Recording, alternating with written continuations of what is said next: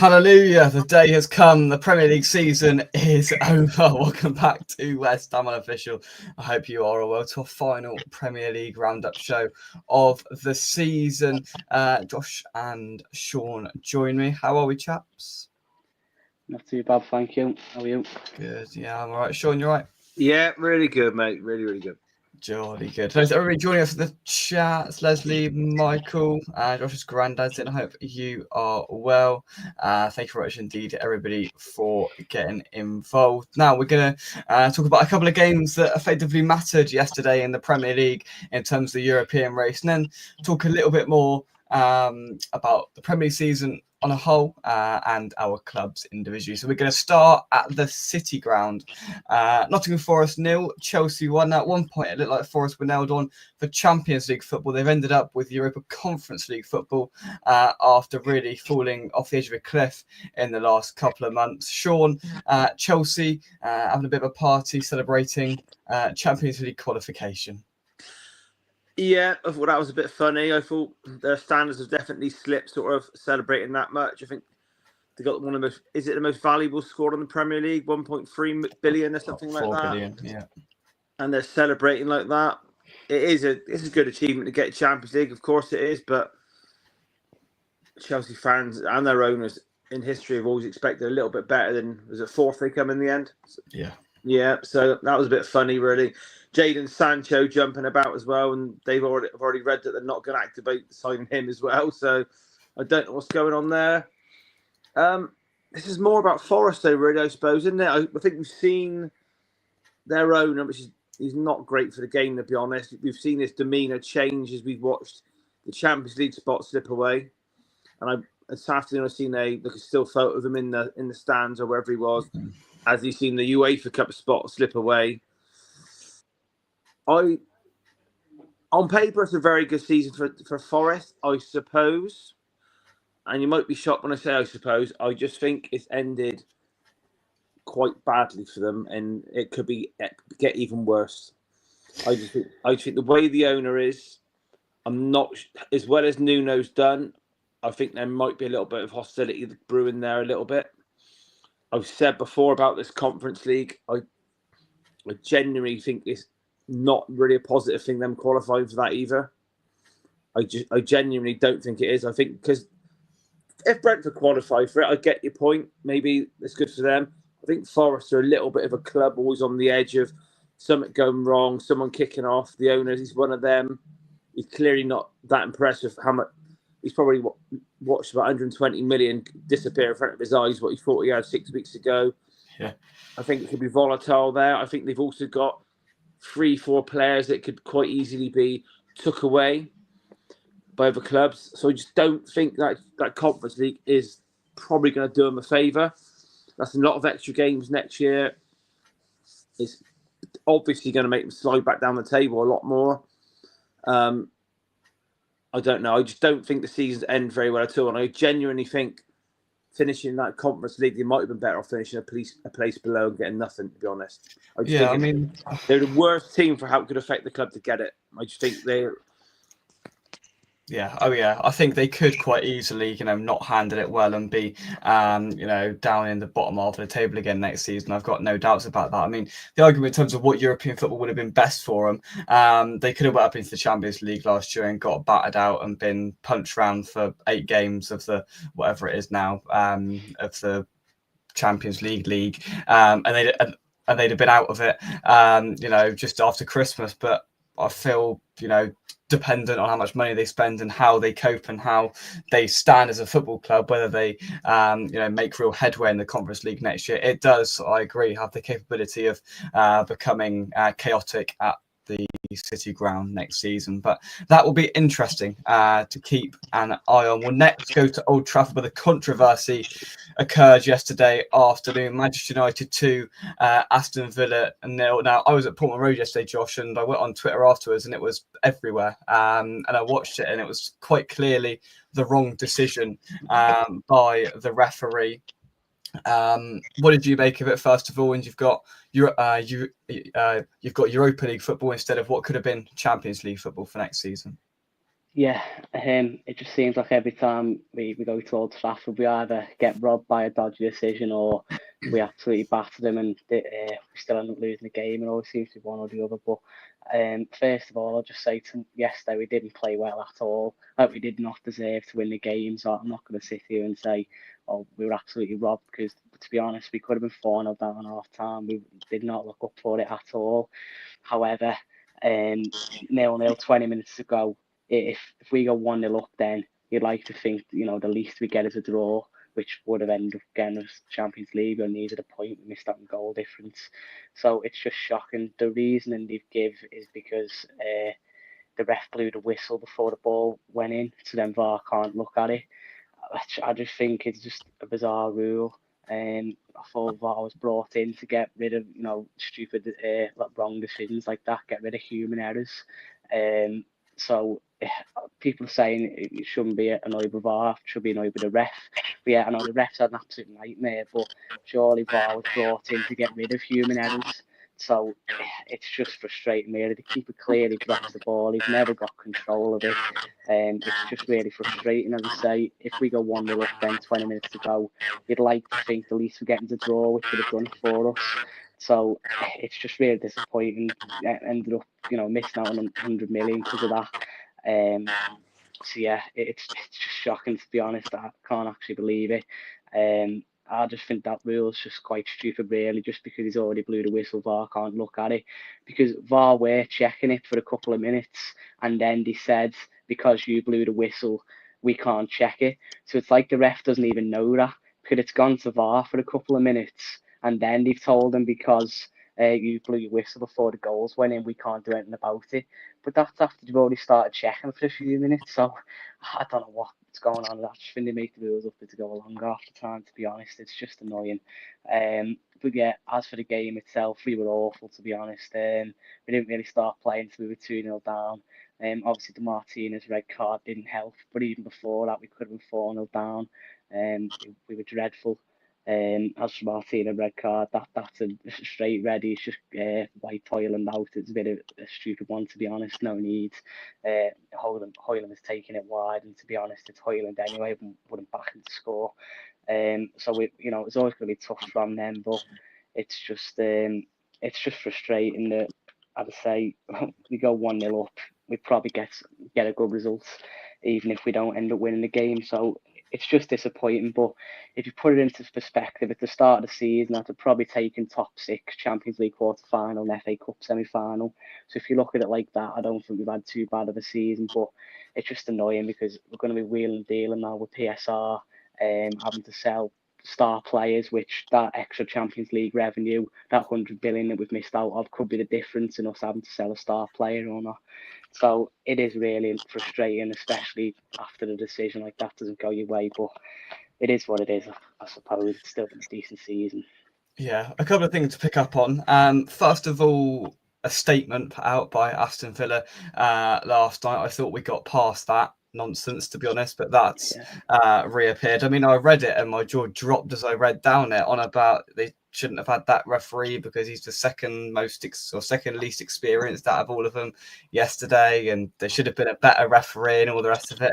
And I thought we'd move past such statements from football clubs. No, I mean, it sounded like wrong. Forrester last season, yeah. It was, wasn't it? Yeah. Like, people are saying, you should be more having a go at the ref, but having a go at the ref, sorry, but I'm more just baffled by the rules. Like, why, just because he's blew the whistle, like, as the ball's rolling into the net, like, the players have carried on, like, so I get the ref's cocked up, but so can't VAR, it wasn't VAR brought in to stop the ref, like, cocking up. It's just, I'm really frustrated. But yeah, the statement on about the inexperience of the ref, no, I can't see the Premier League doing much of that. It's like what Forest were doing last season, just making a bit of a mockery of ourselves, to be honest, doing things like that. But yeah.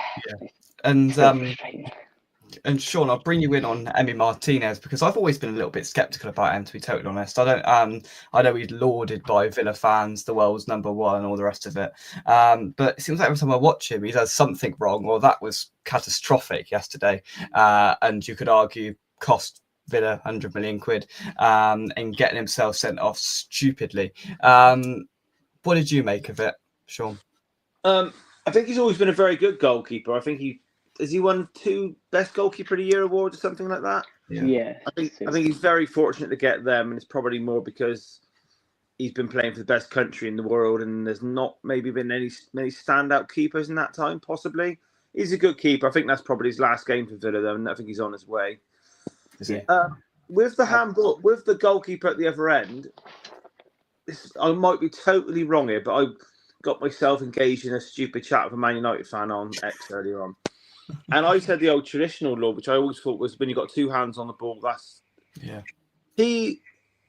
you can check this, I could be totally wrong because he's the only one that's actually written about it. Apparently, the official Premier League laws are not that at all anymore. If you've got 2 hands around the ball, about to pick up the ball, that is supposed to be in the goalkeeper's control. And he screenshot the laws off the Premier League website on it. So he could have manufactured it himself. Do you know what I mean? And he was adamant. He was engaging with loads of people on there. That was the law. I mean, fair enough if it is, but that's just another rule that I disagree with. Like, I mean, the goalies I know they're very protected nowadays, but I didn't know about that one. That's just another ridiculous rule. Like, how protected do you want them to be? It's just If it's true, it is like OTT protection. But like I said, the conversation he was getting involved with a lot of people. I don't know why he cared as a Man United fan, really, but I wouldn't be that bothered.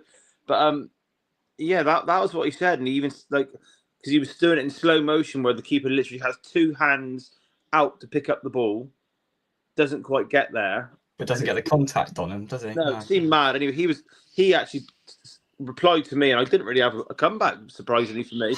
And I was like, I thought to myself, I'm going to leave this one. I can't be bothered. But I tell you, it's worth looking into. I'll try and find.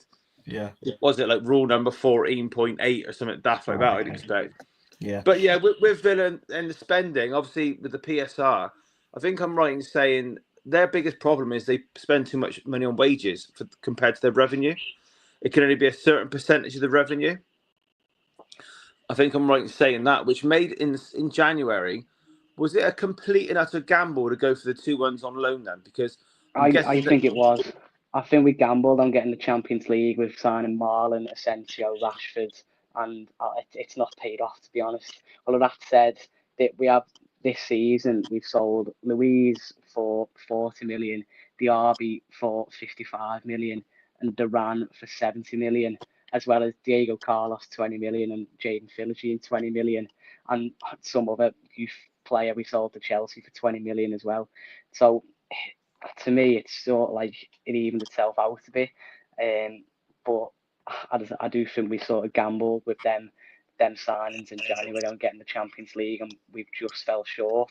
But even so, I just think the rules are stupid. Like, look, I've just listed about 6 players we've sold there. We've made at least 100 million this season, and it looks like we're still going to be in trouble. I think by the 30th of June, we're going to have to sell. It looks like it's Martinez.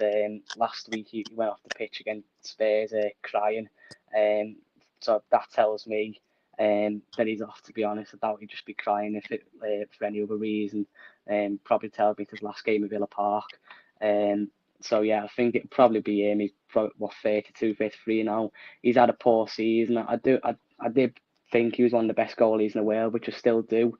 He's very rare let us down, but then this season it's been probably at least in double figures for costly errors this season. Not too sure what's happened, but again, it's just PSR. I disagree with it. You've got Chelsea, Man City, the amount of money they've spent.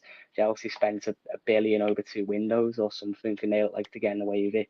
Whereas Villa, our midfield is a combined cost of something like 50 million. Got Kamara for free, Tielemans for free, McGinn 2.2 million, Ramsey youth player, Barkley 5 million, Neno Nana 50 million.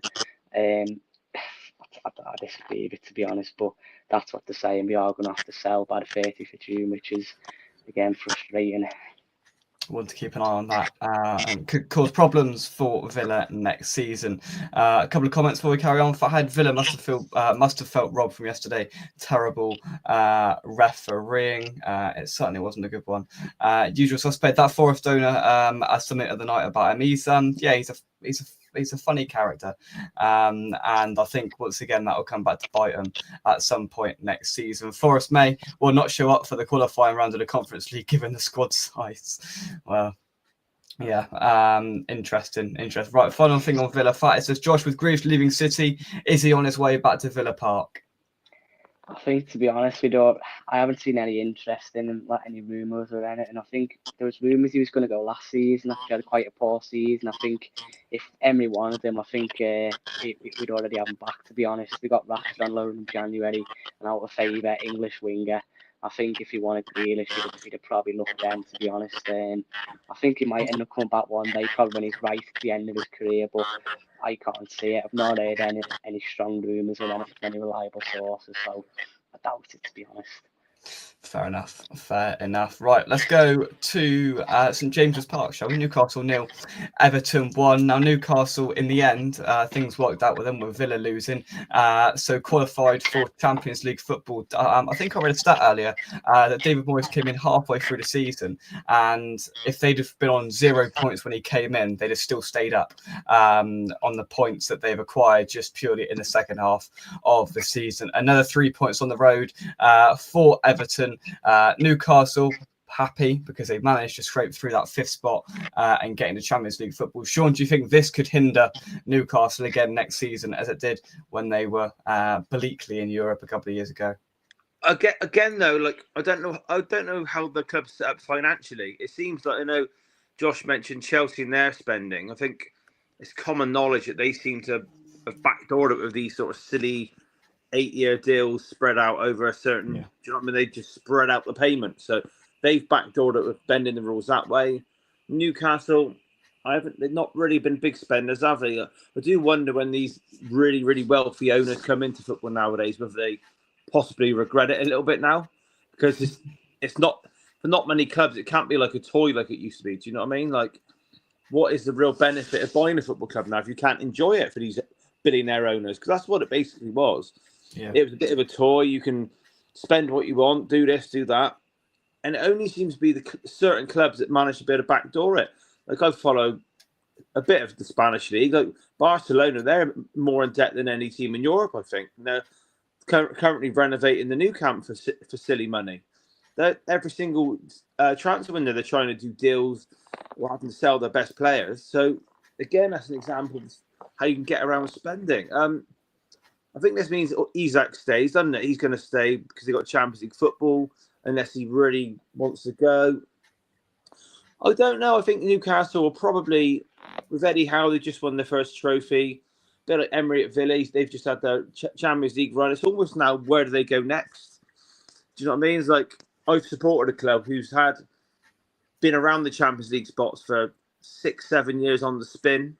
Do you know what I mean? Got the finals, lost finals, got the semis, got the finals. Similar to Newcastle and Villa in the last couple of years. And when you're at that level, just sort of on the edge of getting to the amazing, you always got to wonder what's coming next. You know what I mean? I'm not sure where Newcastle go next. I think they are where they are. As we've said every single week, I don't think it's been a great Premier League season. I don't think there's any promise that next season is going to be a great deal better.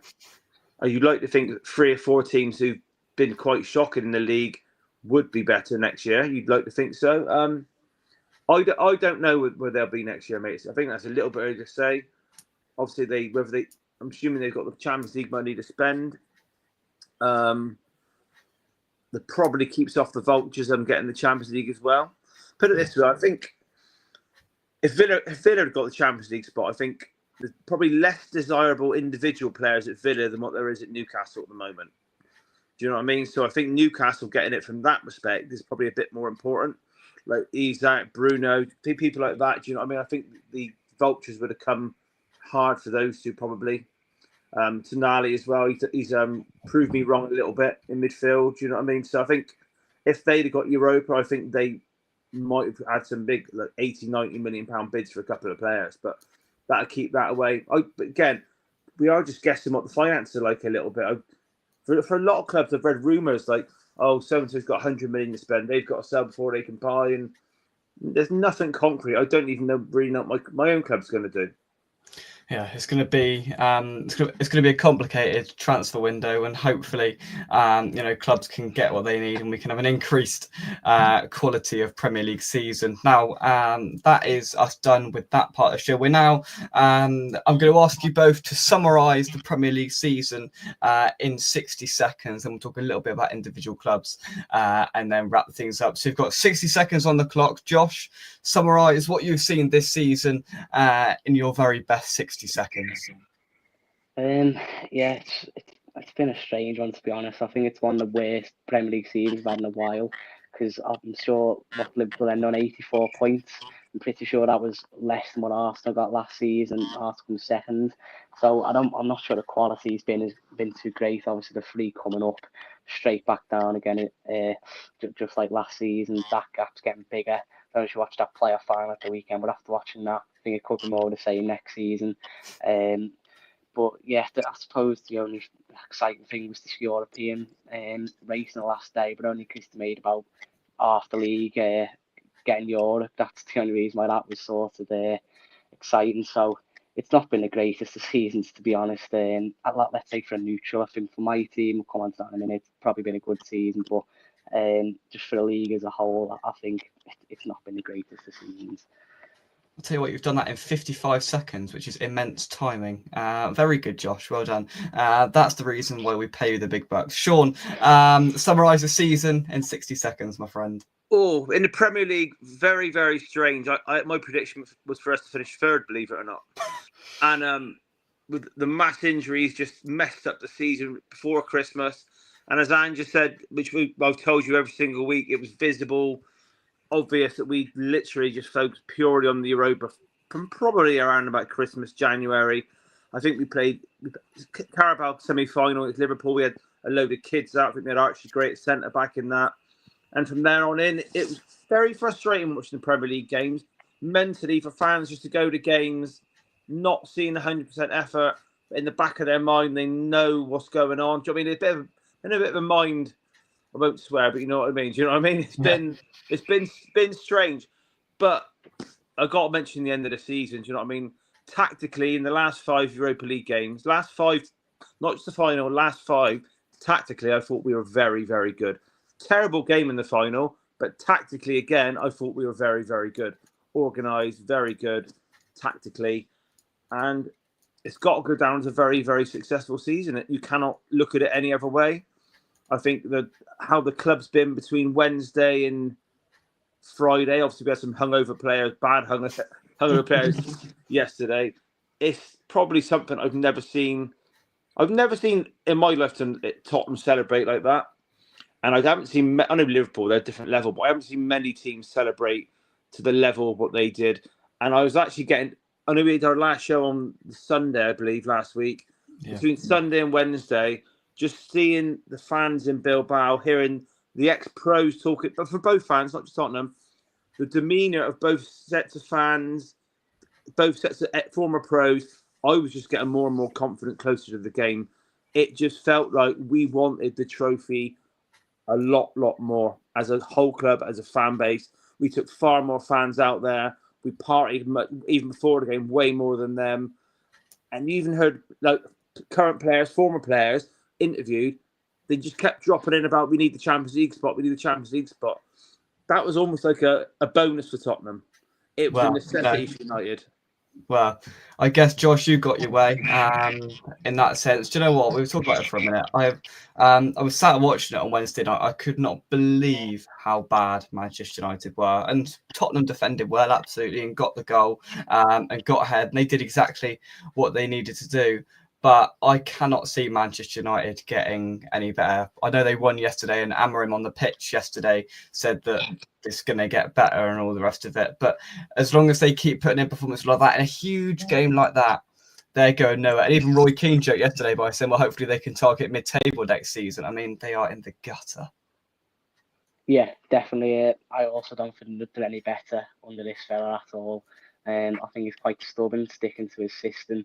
I know he's saying let him get his own players and that, but are they going to be able to attract that many high-profile players? It's like, how many rebuilds have they had? Like, it was like same with Ten Hag, let him get his own players in. They threw about 200 million at it last summer, getting like the late Mazraoui, Yoro, people like that, Hoyland, he was the year before Xerxes, you know what I mean? It's like, how many more rebuilds can they like afford? I can't see it. They did play well against us. They've got a good performance in them once in a blue moon. They beat City away. They got a point in Anfield, but I can't see them being any much better this season. Next season, sorry, I really don't under him. Yeah, no, I agree.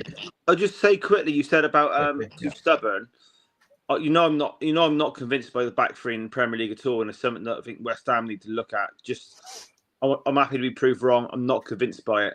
But an example about stubbornness in the final, I can't remember what someone come out and said, Ange got hammered a little bit by, I think it's Jamie Carragher and others, about the stubbornness not to change, pass out from the back, high line, blah, blah, blah. He changed it in Europe. The last 5 games, he massively, massively changed it. And even in the final, I thought the first half, even though it wasn't brilliant football, it was quite entertaining. Like, both teams had chances, a bit scrappy. It was a bit more open. We got the goal. We literally didn't even care about keeping the football in the second half. And he even went to the back 5 the last 15 minutes. It was astounding, though. I think it was like no shots in the second half for Tottenham, but it didn't really look. I mean, I'm sure you were a little bit nervous, but I was watching it thinking, Man United could play all night here and won't score. It was defensively very sound and attackingly inept. Last 10 seconds on this, Sean. Yeah, but the fact that he changed it, and like you said, more on Amorim, he didn't. He treated it like a Premier League game. He went his back 3, same again. And what summed up the position United are in at the moment, you had, I think Rio Ferdinand was the on commentary. He looked up and said, we need to get Harry Maguire up front to have a target. Now, if Man United are in a final of a major European competition with 10, 15 minutes to go, and that is what you're crying out for, I don't really need to say any more about Man United. You're in trouble, absolutely. Right, so I'm going to ask you 2 final quick-fire questions. I'm going to give you a bit of time to think over it. The first one is, who do you think will be the first manager sacked next season? And describe this season in 1 word. Whilst you 2 think about that, I'm going to talk a little bit about West Ham and what we saw yesterday and the season. Of course, underwhelming, absolutely. A 14th finish in the end, which doesn't look quite as bad as it has been through the entirety of it. Just talking to fans yesterday, the first thing everybody said was, thank God that's over, or thank God today's the last day. That was, reverberated around the whole away end yesterday. It was a bit of a party, it always is on the last day. Went through the full repertoire of songs and managed to get over the line. And a really nice send-off for the likes of Soufal, Fabianski and Creswell. Especially Creswell coming on Ipswich where, he played earlier on in his career, got an ovation from the whole stadium and was a real good 11-year servant to West Ham. Don't think Potter's got much money in the summer. It's going to be a massive rebuild. I think 10 will go probably. A lot will leave the club and hopefully we can find some consistency and a coherent squad to head into next season. Right now, you can't say the same word and you can't say the same manager. So I'm going to give the manager to Josh. Who do you think is going to be sacked first? Scott Parker. Burnley. Ooh, interesting.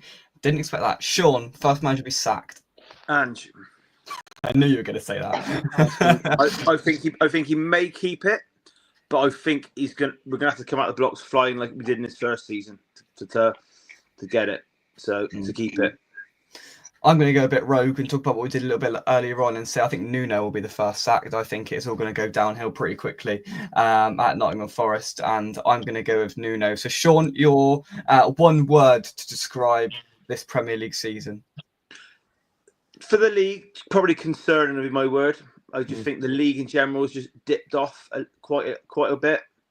I don't think anyone really looked like going and winning the Champions League this year. Really, I was never convinced Arsenal were going to go and win it.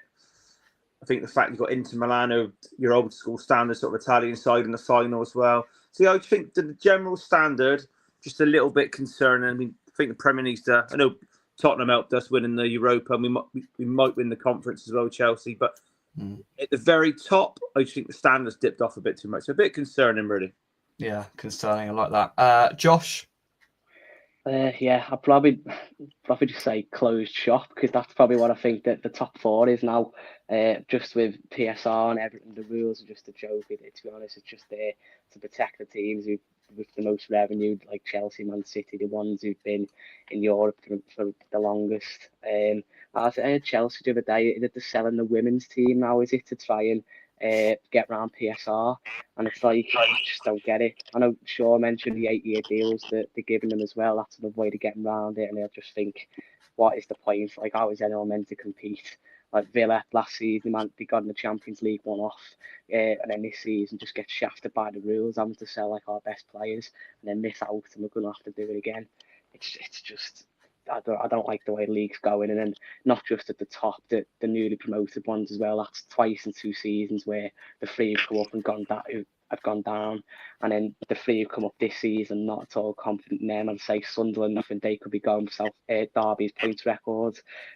Leeds, Daniel Farke's not got a great record in the Prem, and Parker likewise. So I don't like the way the game's going, to be honest. But hopefully next season a bit better. We'll see. Yeah, I'm going to go tedious, and that's probably more from a club perspective and maybe from an overarchingly league perspective as well. Is what I'm going to go for. There has been good moments as well. I mean, I thoroughly enjoyed seeing Crystal Palace win the FA Cup last week. That was really good. If you're not a direct allegiance to disliking Tottenham, then I'm sure you imagine that. And like that on Wednesday as well. So there have been good moments as well, and hopefully next season can be better for us all. Villa in Europa League. Well, we've got 9 teams in Europe next season, so that's going to be a busy midweek schedule. There's going to be a lot of Sunday games next week. Next season, and that's not something to look forward to too much. And with Sky having nearly double the games they had this season, expect some quirky and inconvenient kickoff times, and it's just the way we're going to go with it. But that is our final Premier League Roundup show of the season done. Josh and Sean, thank you very much indeed for all of your contributions this season. I'm sure we'll now have to enter contract negotiations to whether you're going to leave the club or carry on for another year. But thank you very much, guys. Greatly appreciated. No problem at all, mate. No worries. We will see you next season, whether Ange will still be here next time we talk in August. That'll be something. And looking forward to next season. From me, Conway Wines at the Villa, from Josh. Sean's still buzzing because they've won a trophy, and we'll see you soon right here on West Ham Official. Thank you very much. We'll see you soon. Bye-bye. Bye-bye. Thank you, guys. Thank you very much. Cheers.